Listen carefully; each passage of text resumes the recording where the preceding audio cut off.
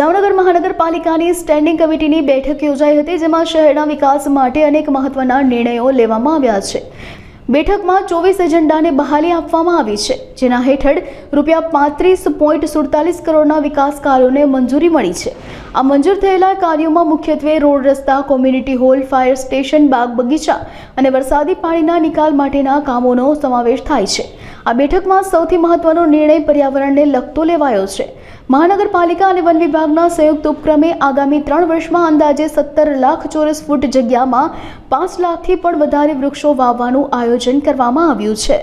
આજરોજ મળેલ જામનગર મહાનગરપાલિકાની સ્ટેન્ડિંગ કમિટીમાં કુલ 24 એજન્ડા વિકાસ કાર્યોના માનનીય કમિશનરશ્રી દ્વારા દરખાસ્ત કરવામાં આવેલ હતી, જે 24 એજન્ડાને બહાલી આપવામાં આવેલ છે, જેની કિંમત 35.47 લાખ રૂપિયા જેવી થાય છે। આ વિકાસ કાર્યોની અંદર માનનીય સાંસદ સભ્ય શ્રી પૂનમબેન માડમની ગ્રાન્ટમાંથી 100% ગ્રાન્ટમાંથી વોર્ડ નંબર 14ની અંદર મોરદેવ પીર દાદાના મંદિરની બાજુમાં કોમ્યુનિટી હોલ બનાવવાનું કામ,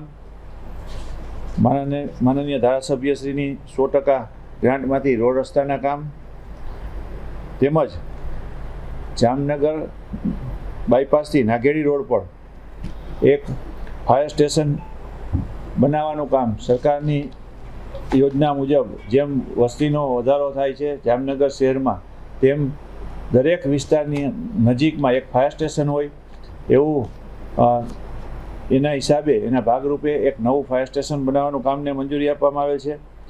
તેમજ વરસાદી પાણીના નિકાલ માટેની સ્ટ્રોમ વોટર ડ્રેનેજનું કામ મંજૂર કરવામાં આવેલ છે।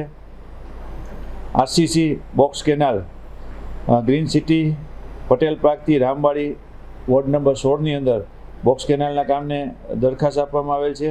આમ દરેક વિસ્તારની અંદર રોડ રસ્તાના કામો, ગાર્ડનના કામો તેમજ આગામી સમયની અંદર સમગ્ર જામનગર શહેરની અંદર સ્ટ્રોમ વોટર ડ્રેનેજના કામ માટે કન્સલ્ટન્ટના ખર્ચને પણ સૈદ્ધાંતિક સ્વીકાર કરવામાં આવેલ છે।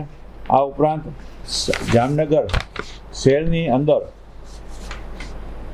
અલગ અલગ કોન્ટ્રીબ્યુશન લેન્ડના પ્લોટ તેમજ રિઝર્વેશનના ગાર્ડન રિઝર્વેશનના પ્લોટોમાં કુલ 1,61,947 ચોરસ મીટર એટલે કે અંદાજે 17,43,000 ચોરસ ફૂટની અંદર જામનગર મહાનગરપાલિકા દ્વારા તેમજ ફોરેસ્ટ ડિપાર્ટમેન્ટ દ્વારા ઘનિષ્ઠ વનીકરણનું કામને બહાલી આપવામાં આવે છે।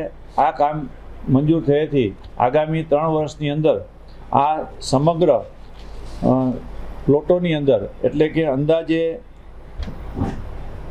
5 લાખથી પણ વધારે વૃક્ષોનું વાવેતર કરશે અને એને નિભાવવા સાથેના ખર્ચને બહાલી આપવામાં આવેલ છે અને ફોરેસ્ટ ડિપાર્ટમેન્ટને પણ આ પ્લોટો સોંપવામાં આવેલ છે। આમ આજની મળેલ સ્ટેન્ડિંગ કમિટીમાં કુલ 24 વિકાસ કાર્યોને બહાલી આપવામાં આવેલ છે।